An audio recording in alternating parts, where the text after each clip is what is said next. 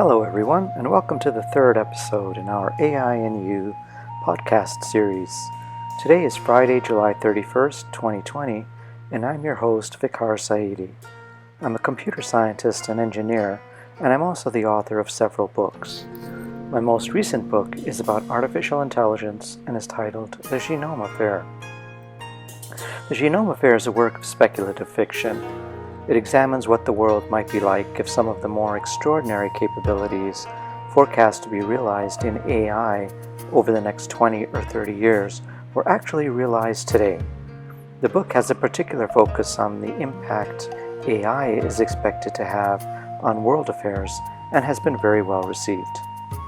The book is available in ebook format for those who prefer to read on a digital device, but it's also available in a high-quality paperback edition. The Genome Affair is available on Amazon, so I hope you'll take the time to read it and to leave a review. Book reviews are very helpful for writers. And now, on to today's podcast. In our last podcast, episode 2, I provided some context on how we got where we are today in the field of artificial intelligence. I also spent some time on the AI lexicon by defining and discussing machine learning, supervised and reinforcement learning, deep learning neural networks, and singularity. Finally, I shared some incredibly exciting and hopeful examples of how artificial intelligence agents are being used to improve human life through their application in the health sciences. As promised last week, I'll begin today's podcast by sharing more about DeepMind's experience with AlphaGo. I think having a deeper insight into AlphaGo is worthwhile, since it gives us pause to reflect upon just how powerful narrow intelligence has already become. I'll also share a few somewhat more disconcerting examples about how narrow AI is being used today in state surveillance and in surveillance capitalism. Don't worry, I'll define these terms, state surveillance and surveillance capitalism, in the course of this podcast. Finally, I'll touch on the profound impact these powerful technologies can have on societies that possess them and those that do not. This is actually a more involved discussion, so we'll reserve the entirety of episode 4 to cover this in depth. That'll be our next podcast. Let's get started. In 2016, DeepMind, a UK AI company based in King's Cross, London, developed a narrow AI called AlphaGo. AlphaGo was an attempt to play the ancient Chinese game of Go. Go has been played in the Far East for over 4,000 years and was considered one of the 4 great arts learned by the aristocracy, along with calligraphy, music, and painting. As I mentioned last time, Go is a simple game in terms of its objective. To win, you must isolate the largest number of squares from your opponent on a 19 by 19 board. The rules of the game are also very simple, but the aspect that makes the game so extraordinary is the sheer number of possible board positions when compared to chess. Chess is played on an 8 by 8 board and has a much smaller number of potential board positions. In Go, the number of possible board positions is 10 to the power 170, whereas the number of atoms in the universe is 10 to the power 80. The DeepMind team worked with experts in the game to more intimately understand how best to develop AlphaGo. Skilled players in Go are ranked from 1 Dan to 9 Dan, which is essentially a handicap system allowing players of different skill level to play one another. A 9 Dan player is recognized as a grandmaster. DeepMind sought the help of a 2 Dan player living in Europe and used supervised reinforcement learning to train the system using the expertise of this coach and the countless numbers of games posted on the internet as examples.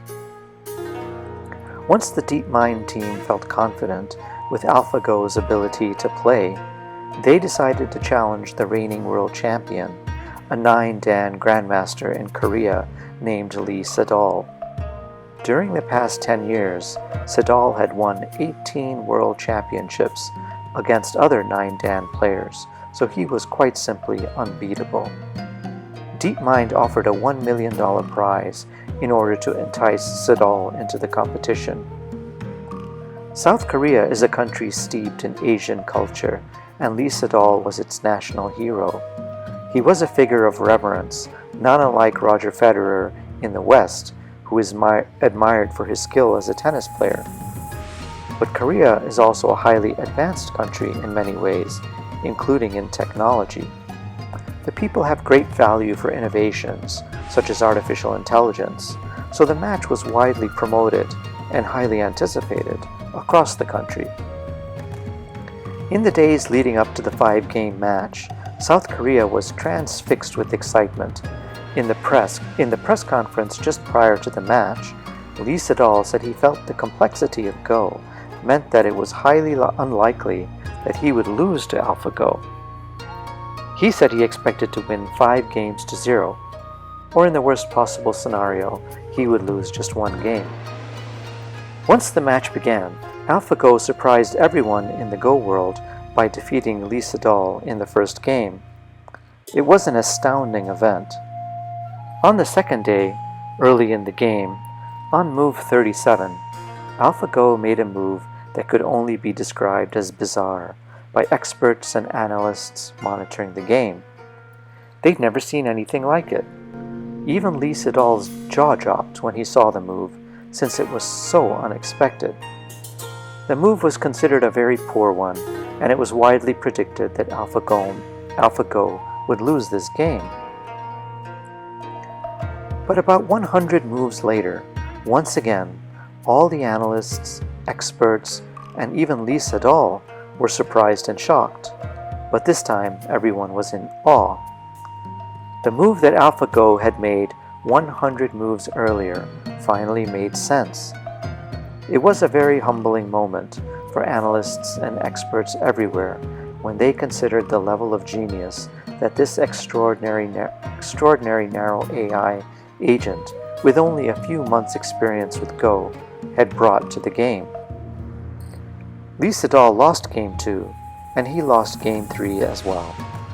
But on the 4th day of play, AlphaGo made an unexpected operational mistake, and Lee Sedol prevailed. On the 5th day, once again, AlphaGo won the game and the match with an overall score of 4-1 against the world's #1 ranked Grandmaster. Fresh from an absolutely astonishing outcome, the scientists at DeepMind were not satisfied. They analyzed the one game that AlphaGo lost and identified the failure. They went on to develop a new version of AlphaGo named AlphaGo Zero.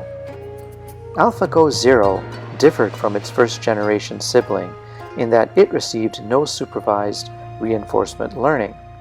It was simply given the rules of Go and left alone to play by itself for the next 4 months. After this period, when AlphaGo played its older sibling, AlphaGo, it beat it 100-0.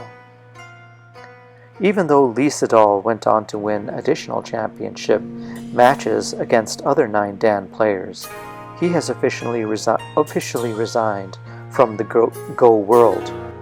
He no longer saw the point in playing a game in which he knew that he could not beat AlphaGo, let alone AlphaGo Zero. AlphaGo Zero also learned to play chess on its own in 4 hours, and there is no human player alive that stands any chance of beating it. AlphaGo Zero is still narrow AI, but not as narrow as AlphaGo. It has the ability to learn to play virtually any 2-player game with well-defined rules, and it has the ability to be the world's best player at each such game. Furthermore, the match that AlphaGo played against Lee Sedol broke new ground. Today, Go experts study the match and the various moves AlphaGo made to try to decipher and understand its strategy. This is extraordinary. Historically, we have only 2 sources of knowledge in the world, the sacred and the profane. The sacred refers to Scripture. Many faith-based communities believe in divine revelation, whereas the profane refers to the work of humankind. But now we have a third source of knowledge that has been created by narrow artificial intelligence. As narrow AI and eventually general AI are further developed, it's highly likely that we will be accumulating more such knowledge. Recently, the National Health Service in the UK was using a narrow AI agent to examine the diagnostic images of patients who had been complaining of impaired vision. The AI agent used its deep learning neural network to examine the images in an attempt to identify the presence of pathology. It then examined any images with potential pathologies to determine the nature of the pathology. This provided a very valuable triage process to screen patients most at risk of dangerous conditions, such as advanced macular degeneration, that could result in the permanent loss of sight. The scientists and physicians involved in this project were shocked to learn that the AI agent was able to identify the sex of the patient simply by examining its retinal images. Ophthalmologists have only a 50% chance of determining the sex of the patient by examining their retinal scan. In other words, they could only guess. But this narrow AI was able to identify the patient's sex with 97% accuracy after viewing their retinal scan. Eye specialists are baffled.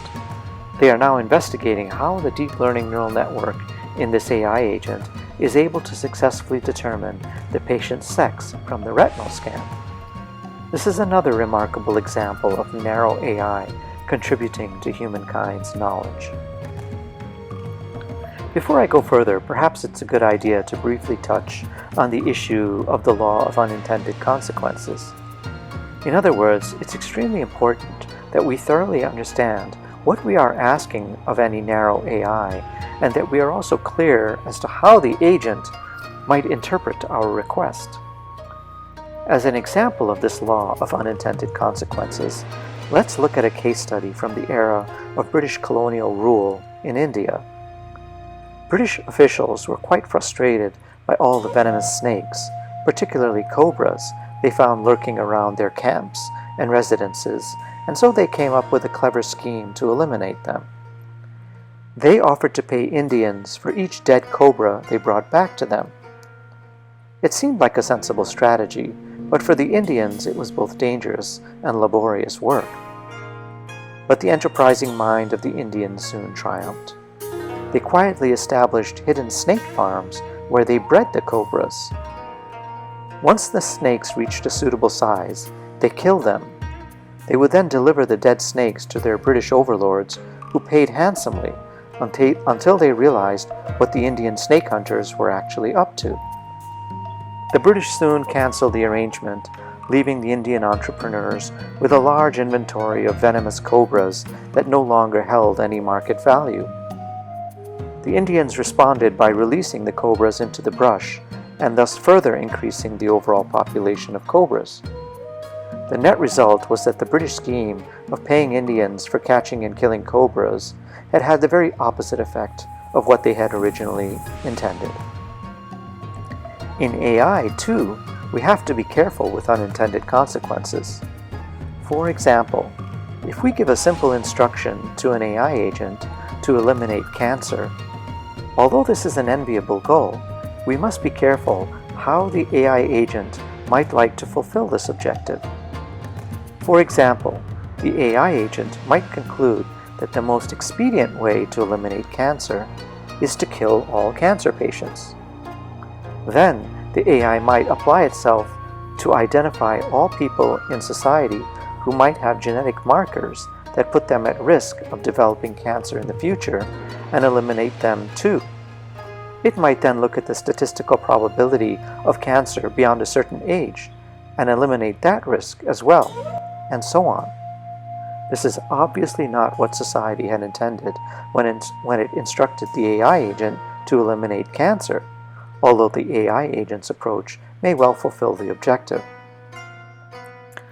Now let's talk about some of the disconcerting narrow AI agents that are emerging in the world today. After the US, China is probably the other very prominent country in the development of an investment in AI. For example, there is a very high-speed train that runs between Beijing and Shanghai. The driver of the train is required to wear a low-cost, simple-to-use neuroimaging device that resembles a hairband women might have worn in the 1960s and 1970s as a fashion statement, or to keep their hair from blowing in the wind. This device is actually an EEG that is monitoring brain function. The data is collected from 3 probes, one behind each ear and one above the prefrontal cortex, and the device monitors brain activity. The data is sent to an AI application that interprets it and determines whether the driver of the high-speed train is experiencing fatigue or is emotionally agitated or distressed. If this is the case, the Rail Systems Network Command Center can take immediate action and ensure the safety of its passengers by quickly replacing the driver. Seems like a good idea. Safety of travelers is, after all, of paramount importance. A similar device is also being used in China's elementary schools, where small children are required to wear the EEG throughout the school day. While in class, a small light on the forehead area presents a different color, red, white, or green, indicating to the teacher at the front of the class whether the student is engaged, concentrating, or distracted. Imagine standing in front of this class and seeing 20 students with different colors on their forehead, unwittingly indicating to you their level of engagement as you lecture, administer classwork, or oversee an exam. This non-anonymous data is collected for each student at a computer on the teacher's desk, and at the end of the session, it is saved in the student's file for review by teachers, principal, and school administrators. The data is also emailed to parents daily. If you're like me, at this point, things are starting to get just a little bit uncomfortable. But hold on, there's more. Chinese state-owned factories require employees on production lines to wear these devices as well. Given the data being collected, if the factory supervisor makes a determination that a worker is overly agitated, distracted, or somehow emotionally unsettled, the worker is pulled from the production line and will likely face various disciplinary measures depending on their prior track record. This is getting considerably more uncomfortable, isn't it? The Chinese have developed a technology they call the super camera. This camera can capture an image of a crowd of as many as 10,000 people, and then using a corresponding facial recognition software application by a company known as Megvii, it can identify each and every person in the image. This technology and capacity for mass surveillance is an important component of the rapidly encroaching authoritarian and fascist direction of the Chinese state. This is what we were talking about earlier when we spoke about state surveillance. Nita Farahani, bioethicist and professor of law at Duke University, has spoken and written at length about the rapidly emerging moral and ethical questions that are coming to the fore as these artificial intelligence applications proliferate. In the United States, the administration and Congress are ill-equipped to deal with the extraordinary pace of scientific and technological advancements from a legal perspective. They do not have the training to even understand what is happening. We have seen many examples of this in recent years, particularly with the proliferation of fake news and manipulation of minds during the last election cycle. Dr. Farahani has spoken at length about new legal dilemmas, such as how we will protect the individual's right to think and the right to thought privacy, freedom of thought, as AI systems become increasingly capable, invasive, and able to hack our minds. We have freedom of speech as a right, but will we need a constitutional amendment to guarantee freedom of thought? The development of narrow AI today is sufficiently powerful that it can enable the Chinese state to use it to monitor its citizens extensively. This capability for state surveillance will likely be sold to the numerous authoritarian states across Asia, Africa, and Eastern Europe. The same technology is being used for surveillance capitalism. I'll talk more about these issues in our next episode of the podcast, episode 4. I'll also go into some depth regarding the implications for national security as AI and other enabling technologies come to the fore. Thank you for spending some time with me. I'm trying to follow the TED Talk format, and so I'm keeping these podcasts to about 20 minutes. Let me know what you think. I hope you'll find these insights into artificial intelligence helpful, and I hope you'll read my new book, The Genome Affair. Until next time, then, this has been the AI and You podcast with author Vicar Saidi.